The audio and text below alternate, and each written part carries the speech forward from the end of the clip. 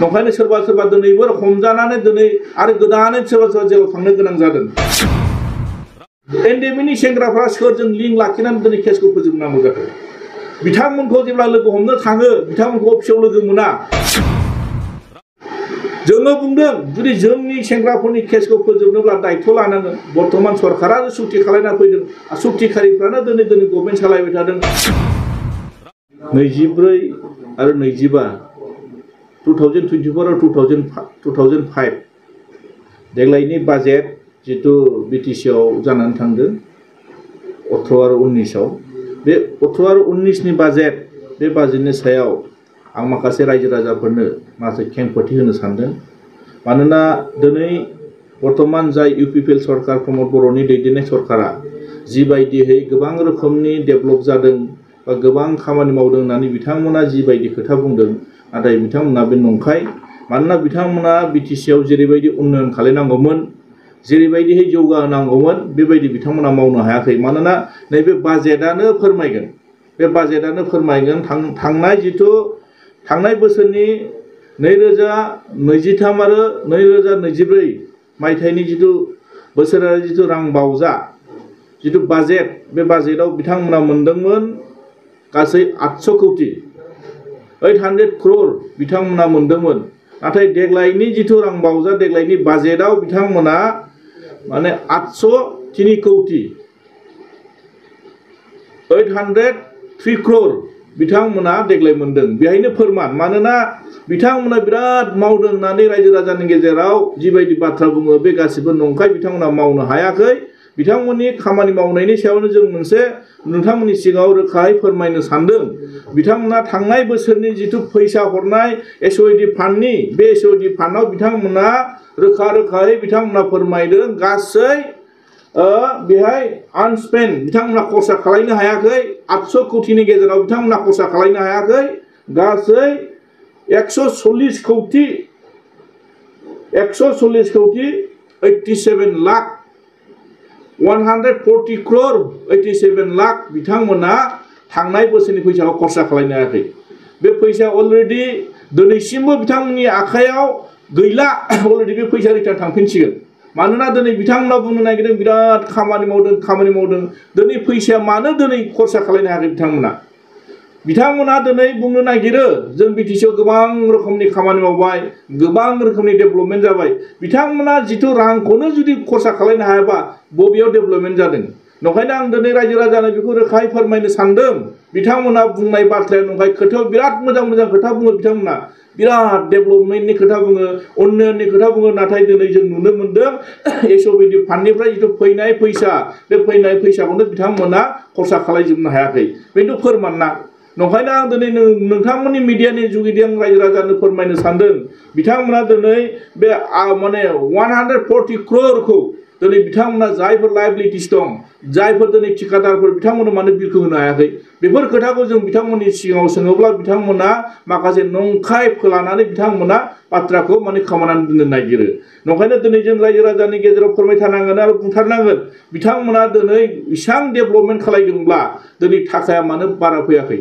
दिनै जों मिथिगौ बोसोरफ्रोमबो 10% खरि जोंहा इनहेन्स जानांगौ, 10% खरि जोंहा इनक्रिज जानांगौ, बारायनांगौ। दिनै मानो बारायाखै? बिथांमोना थारमाने मावनो हायाखै।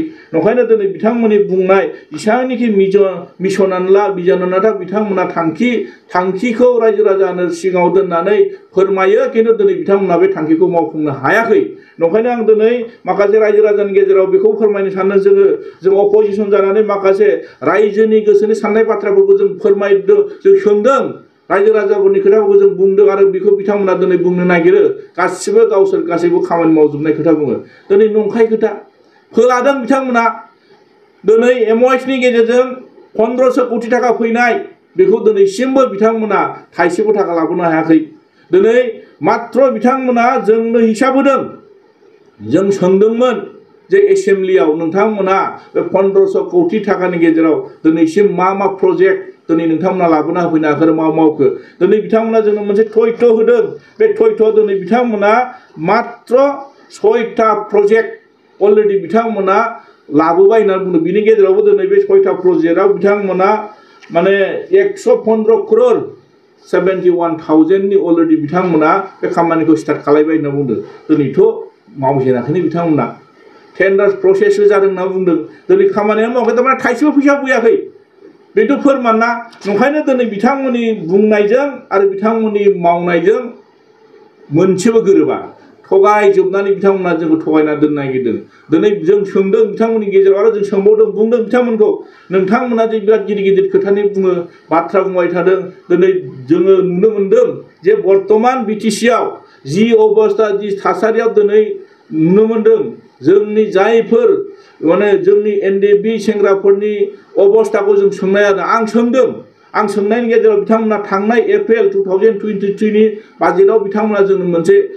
कुइसननि एन्सार होदों जोंनो मोनसे रिप्लाइ होदोंमोन 204 204 अलरेडि केसआ ड्रप आउट जाबाय होननानै बुंदोंमोन दिनै आं बेखौ आरो फिन आं सोंफिनबावदों 204 जुदि एनडिएफबिनि केसआ ड्रप आउट जाबायब्ला बै लिस्टखौ आंनो नांगौ होननानै बुंदोंमोन दिनै बिथांमोना दिनैसिमबो बे लिस्टआ बिथांमोननि आखायाव गैया लिस्टखौनो होनो हाया थारमाने बेखौ बिथांमोना थगायदों माने 1,10,000 अलरेडि बिनि सायाव केसनि सायाव बिथांमोना सावरायबाय थादों होननानै थांनाय 2024 एप्रिल मासाव बिथांमोना जोंनो एन्सार होदोंमोन 4 एप्रिलाव जानाय माखासे 2023 आव जानाय 2023-24 नि बाजेटआव जानाय माखासे कुइसन आं लाबोनायाव बिथांमोननो बे खोथाखौ बुंदोंमोन बिथांमोना जे माने 1,10,000 अलरेडि आसाम सरकारजों सावरायबाय थादों केसखौ फोजोबनानै होनना बुंदोंमोन नाथाय बेफोरथ' गैया लिस्टआनो क्लियार नङा थारमाने बिथांमोना नुनो मोनदों माखासे एनडिएफबिनि सेंग्राफोरखौ दिनैसिमबो खैफोदाव खोलैनानै दिनै बिथांमोना